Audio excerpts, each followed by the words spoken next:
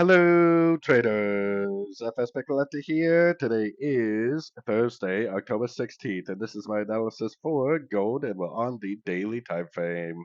So, on gold, we are definitely still in this third degree wave 3. I've been saying for a while now that I think that the more likely place for wave 3 to possibly end, it definitely doesn't have to end here, but it possibly could end at the 261, which is right around $4,310. So that's my next big area of resistance. Every single day I've been coming on here and saying that you should be doing nothing but looking for longs in an uptrend, and anything you see to the downside, you should assume is nothing more than a pullback within an uptrend. On the 1 hour time frame, we made a little bit of an impulsive down. Maybe it will go down again. If it does, it would actually make for a much better long opportunity.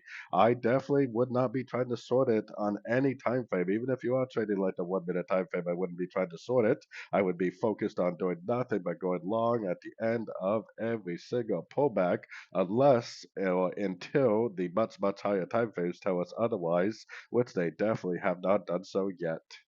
So, anyways, don't forget to check out my website linked over here in the corner. And as always, thank you for watching and happy trading.